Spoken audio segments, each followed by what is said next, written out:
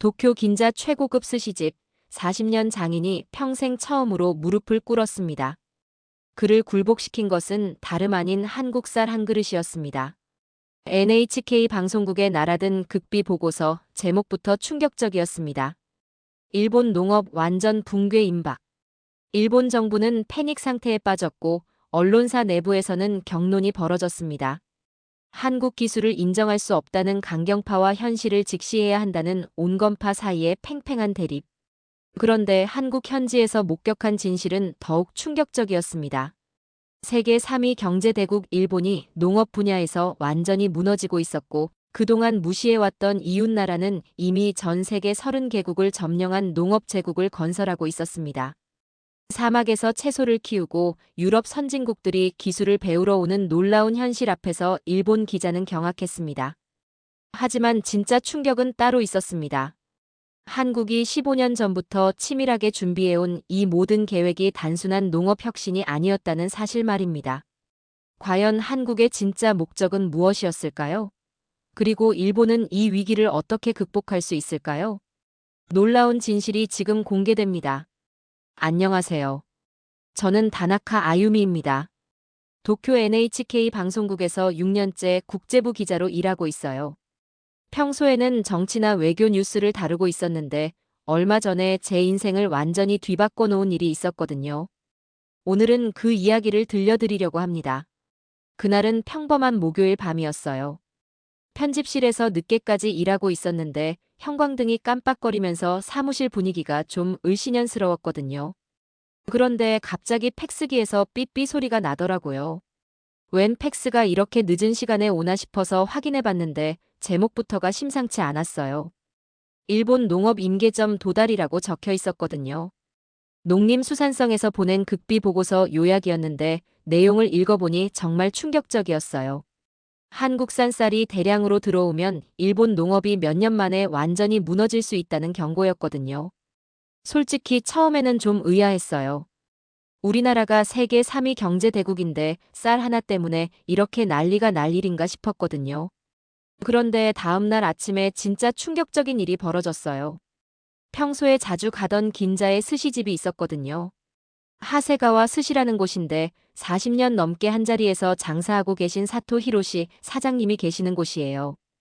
그분은 정말 고집이 센 분이셔서 평생 일본 쌀만 고집해오고 계셨거든요. 그런데 그날 점심때 가보니까 분위기가 이상했어요. 사토 사장님이 초밥을 만들다가 갑자기 손을 멈추고 계시더라고요. 얼굴 표정도 뭔가 당황스러워하고 계셨어요. 그러고는 조수분을 급하게 부르시더니 떨리는 목소리로 물어보시는 거예요. 오늘 쓴 쌀이 도대체 뭐냐고요. 평소와 다르게 너무 찰지고 단맛도 나고 윤기도 장난이 아니라고 하시면서요. 조수분이 대답하는 걸 들어보니 일본 쌀 배송이 늦어져서 어쩔 수 없이 한국산을 썼다고 하더라고요. 그것도 경기 임금님표라는 쌀이었어요. 조선시대 임금님께 진상했던 바로 그 쌀 말이에요. 그 순간 사토 사장님 얼굴이 새파랗게 변하는 걸 봤어요. 40년 넘게 스시 만들면서 이런 충격은 처음이라고 하시더라고요. 손님들 반응도 정말 놀라웠어요. 20년 넘게 다니던 단골 손님이 언제부터 이렇게 맛있어졌냐고 물어보고 계시더라고요. 저도 그 초밥을 한 점 먹어봤는데 정말 다르더라고요. 쌀알 하나하나가 살아있는 것 같았어요. 찰기도 완전히 다르고 입안에서 느껴지는 단맛과 깔끔함이 지금까지 먹어본 것과는 차원이 달랐거든요. 그때 깨달았어요. 이건 단순히 쌀 한 그릇의 문제가 아니라는 걸 말이에요. 우리가 자랑하던 일본 쌀의 자존심이 한순간에 무너져버린 거였어요. 사토 사장님이 마지막에 하신 말씀이 지금도 귀에 생생해요. 이제 일본 쌀의 자존심이란 게 무슨 의미가 있겠냐고 한숨을 푹 내쉬시면서 말씀하시더라고요. 조선 임금님이 드시던 그 쌀 앞에서는 일본 최고 장인도 고개를 숙일 수밖에 없다고 하시면서요. 그 말을 듣는 순간 정말 소름이 돋았어요. 100년 전 일제강점기에도 경기미를 탐냈던 일본이 지금도 여전히 한국 쌀 앞에서 무릎을 꿇고 있다니요. 이게 바로 현실이었던 거예요. 편집실로 돌아와서 바로 편집국 차장님께 보고를 올렸어요. 이 문제를 반드시 현장에서 직접 취재해봐야 한다고 강력하게 주장했거든요. 차장님도 처음에는 좀 망설이셨지만 제가 수집한 자료들을 보시고는 얼굴이 굳어지더라고요. 그렇게 해서 3일 후에 한국행이 결정됐어요. 과연 한국에서는 어떤 놀라운 비밀이 기다리고 있을지 정말 궁금했거든요. 한국행이 결정되고 나서 출국 준비를 하고 있는데 동료 기자 오카모토 마코토가 저를 찾아왔어요. 그 사람은 저보다 10년 선배인데 평소에 한국에 대해서는 좀 부정적인 생각을 갖고 있었거든요. 사무실 복도에서 저를 붙잡고 하는 말이 아유미 씨 한국 가서 함부로 그 나라를 찬양하면 안 된다는 거예요. 한국 기술이라는 게 과장된 면이 많다면서 우리도 전통으로 다시 일어나야 한다고 하더라고요. 특히 한국살 얘기가 나오니까 표정이 확 바뀌면서 그건 옛날 조선시대 왕실용일 뿐이지. 현대 기술이라고 할 수는 없다고 하는 거예요. 목소리 톤도 좀 날카로워지면서 과거 일제강점기 얘기까지 꺼내더라고요. 솔직히 좀 불편했어요. 그 사람 눈빛에서 강한 편견이 느껴졌거든요. 하지만 저는 이미 마음을 굳히고 있었어요. 직접 가서 진실을 확인해 보겠다고 말이에요. 인천공항에 도착했을 때 기분이 묘했어요. 처음 와보는 한국이었거든요. 공항에서 전주행 고속버스표를 끊고 버스에 올라탔는데 창밖 풍경이 제가 상상했던 것과는 완전히 달랐어요. 서울 시내를 벗어나면서 고속도로로 접어들고 있었는데 빽빽한 고층 빌딩들이 점점 사라지고 푸른 들판이 펼쳐지고 있었어요. 그런데 이상한 게 농촌 지역인데도 곳곳에 현대적인 시설들이 보이는 거예요. 1시간 30분 정도 달려서 전주에 도착했어요. 농촌진흥청 정문 앞에서 약속했던 박정식 박사님이 저를 기다리고 계시더라고요. 50대 초반쯤 되어 보이시는데 미소를 지으며 반갑게 맞아주시는 모습이 참 인상적이었어요.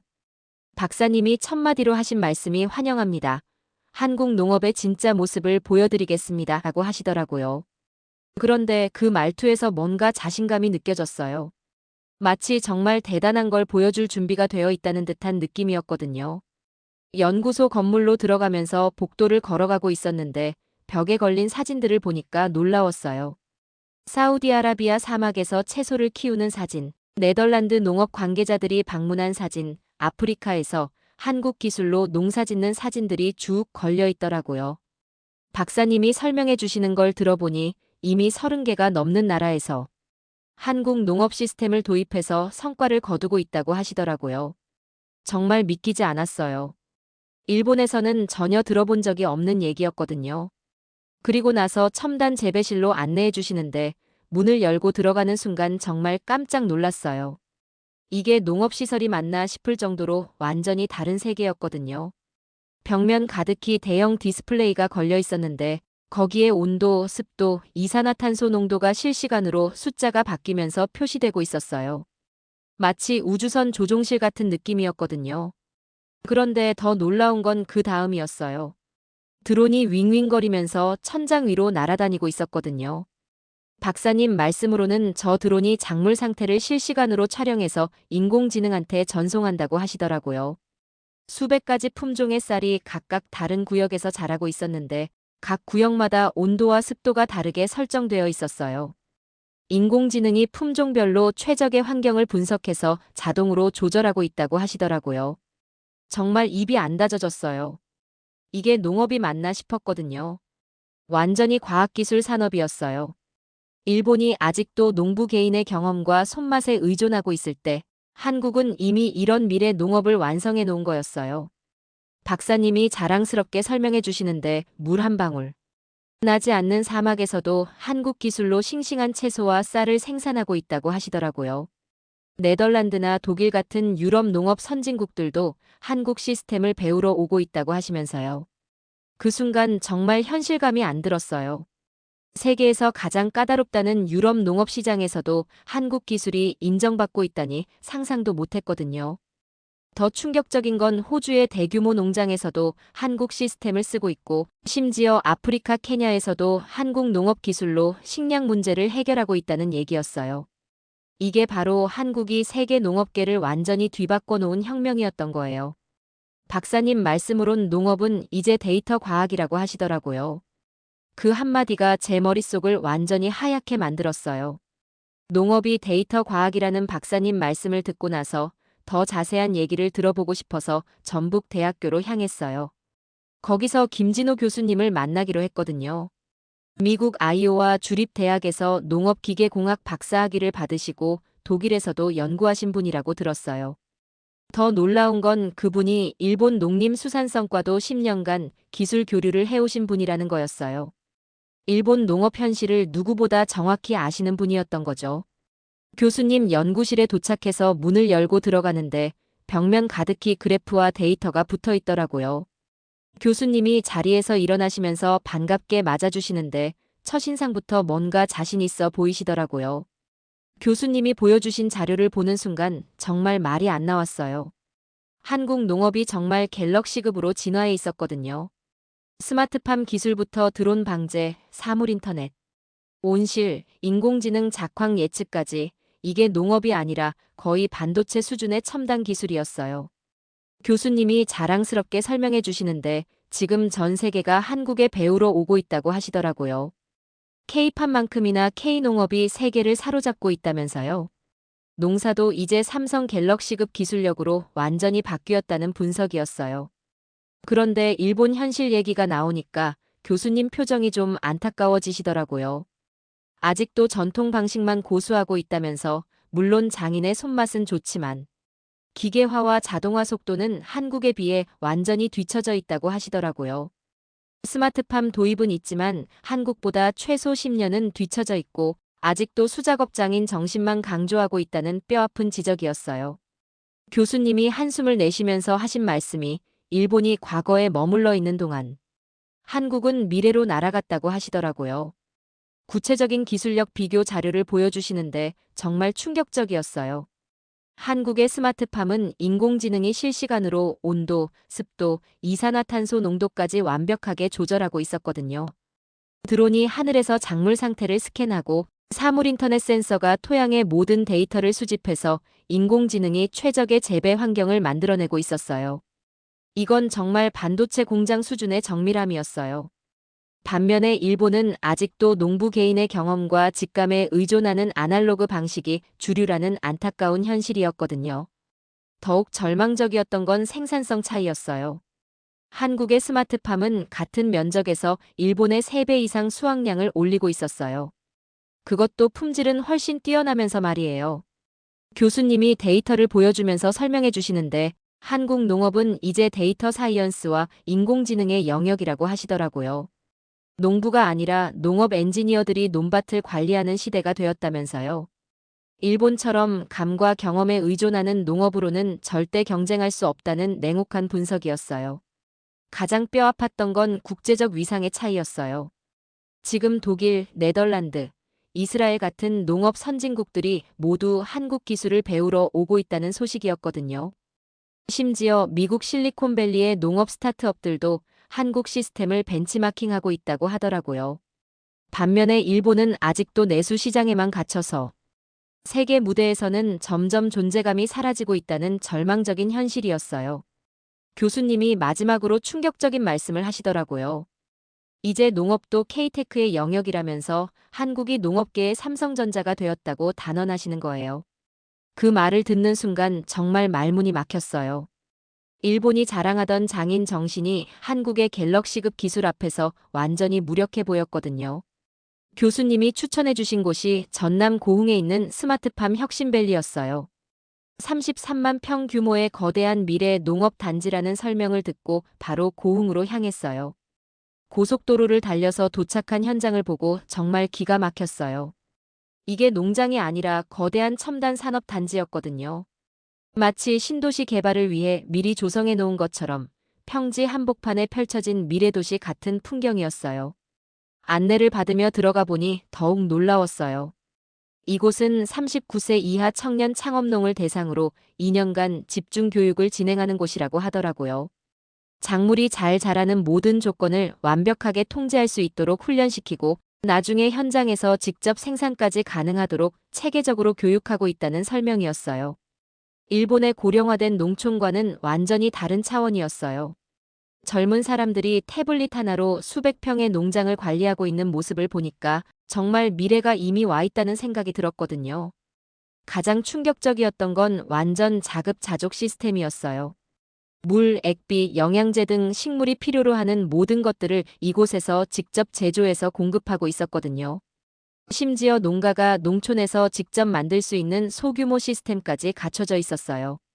실제 식물 공장에 들어가서 본 광경은 정말 경악스러웠어요. 멜론과 레몬이 주렁주렁 달린 모습이 정말 탐스러웠거든요. 멜론과 레몬이 주렁주렁 달린 모습을 보고 있었는데 정말 믿기지 않았어요. 실내에서 이렇게 탐스러운 과일들이 자라고 있다니 말이에요. 하지만 안으로 들어갈 수는 없었어요. 병균을 옮길 수 있기 때문이라는 철저한 방역 시스템이 있었거든요. 그런 세심함까지 모든 게 과학적으로 관리되고 있었어요. 스마트팜이 컨트롤하는 요소들을 설명 들어보니 더욱 놀라웠어요. 내부 온도, 이산화탄소, 산화와 환원을 조절하는 것들, 급수의 산성도, 함수율, 내부 습도, 일조량, 배수량까지 모든 걸 실시간으로 모니터링하고 조절하고 있었거든요. 특히 식물의 산성도는 미생물 활성도와 연관되어서 병충해까지 산성도로 컨트롤할 수 있다는 혁신적인 시스템이었어요. 이건 정말 식물을 기르는 게 아니라 완벽한 제어 환경을 만들어내는 첨단 과학이었거든요. 교육생들 모습도 인상적이었어요.